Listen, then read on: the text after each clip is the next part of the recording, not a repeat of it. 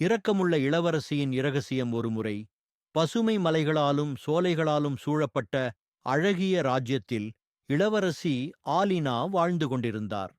அவர் அழகான புன்னகையாலும் மின்னும் கண்களாலும் மட்டுமல்ல, மற்றவர்களை நேசிக்கும் அவரது பொற்கனியுள்ள இதயத்தாலும் அனைவராலும் பாராட்டப்பட்டார். ஆனால் ஆலினாவுக்கு ஒரு ரகசியம் இருந்தது.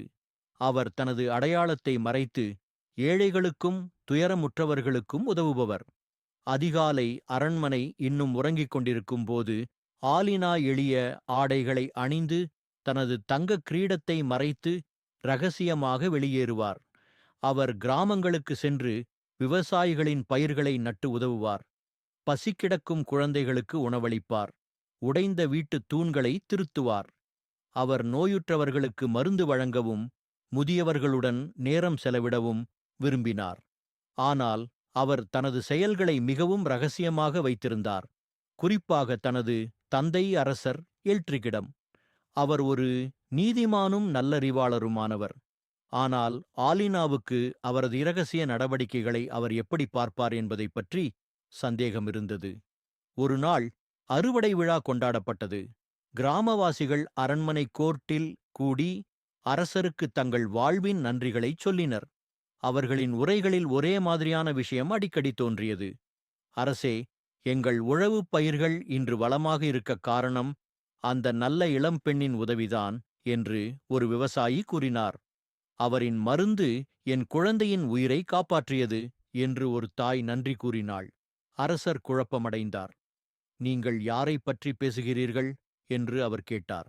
அதற்கு பதிலாக ஒரு சிறுவன் உற்சாகமாக, அது எங்கள் இளவரசி ஆலினா, அவர் எல்லோருக்கும் உதவுகிறார் என்று சொன்னான். அரண்மனை முழுவதும் அமைதியாகியது. அரசர் எல்ட்ரீக்கின் கண்களில் வியப்பு தெரிந்தது. ஆனால் விரைவில் அது பெருமைமிக்க புன்னகையால் மாற்றப்பட்டது. அவர் உடனே ஆலினாவை அழைத்தார். ஆலினா திகைத்துப் போனாள்.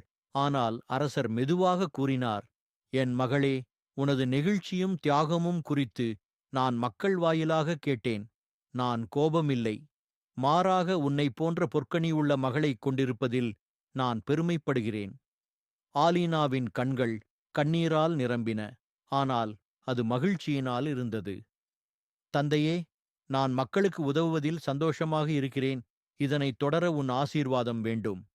அரசர் அன்புடன் கூறினார், என் மகளே, உன் இதயத்தின் குரலைக் கேட்டு நம் நாட்டை வளர்த்திட உனது பணி தொடரட்டும்.